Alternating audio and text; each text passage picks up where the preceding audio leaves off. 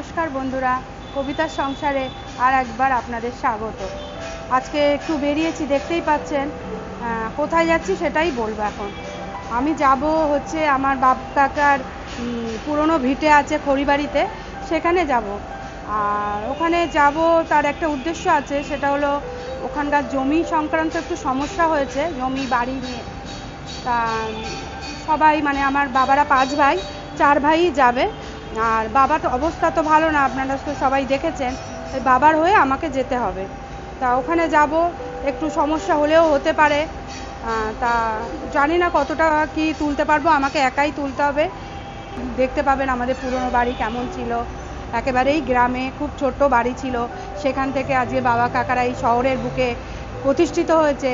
সেটাই মানে সেই গল্পটাই বলবো, মাঝে মাঝে বলবো, যতটুকু দেখাতে পারি দেখাবো।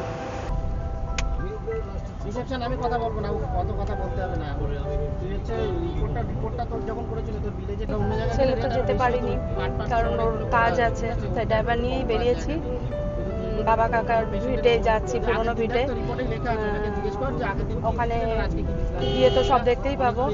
আজকের আর আমার পরিবার মানে বাবার পরিবার আছে, বাবার ভাইরা সব আছে গাড়িতে। এই যে আমার ভাইয়ের বউ ওইটা, আর ওইটা আমার বোন, এই যে আমার ছোট কাকিমা, আর এই সাইডে আছে আমার ভাই। এই যে বিষয়দের একটু হাই কর, আমার বন্ধুদের একটু হাই কর। আর পিছনে আছে আমার কাকারা, পরে পরিচয় করিয়ে দেবো সব কাকাদের সাথে। স্মৃতিচারণ বন্ধুরা, চললাম স্মৃতিচারণ করতে। খড়িবাড়ি এই গ্রামের নামের সঙ্গে আমাদের ছোটবেলার অনেক স্মৃতি রয়েছে।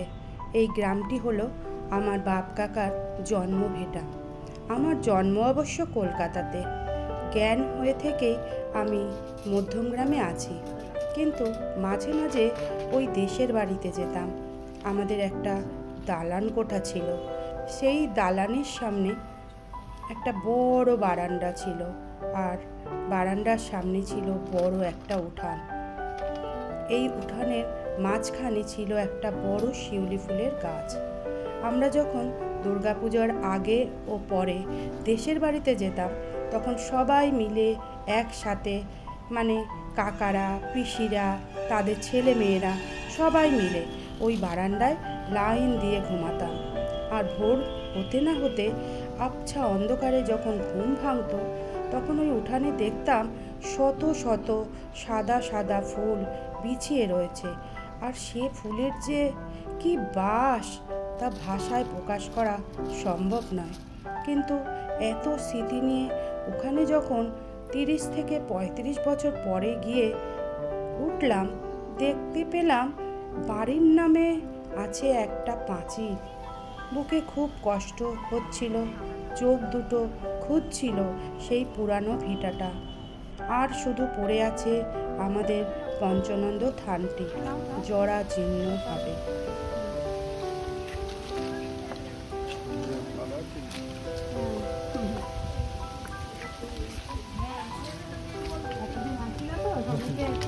অসুবিধা হচ্ছে। হ্যাঁ, এতদিন মানে 20-25 বছর পরে এলাম। আমি হচ্ছে অজয়ের মেয়ে, মেজো মেয়ে। বাবা আছে মোটামুটি, মা তো চলে গেছে। তোমরা এখানকারই আদি? হ্যাঁ, আমাদের এইদিকে বাড়ি।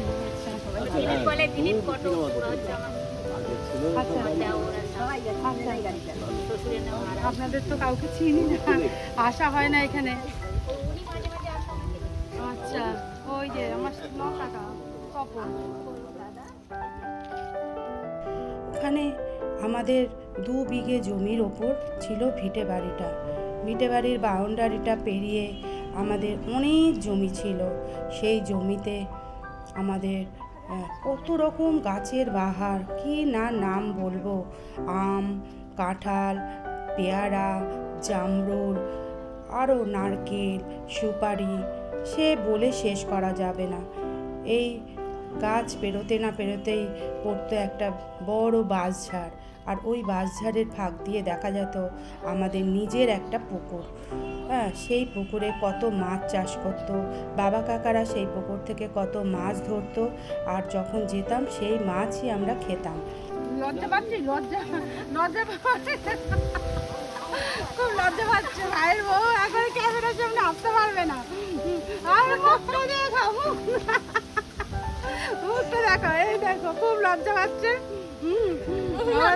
আমাদের ভয় পালাবে।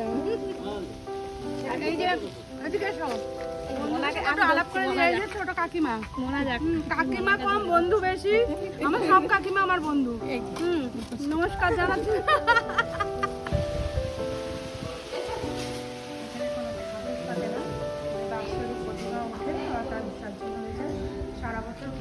তা এই সব স্মৃতি বুকে নিয়ে গেলাম ঠিক কথাই, কিন্তু সেখানে কিছুই দেখতে পেলাম না।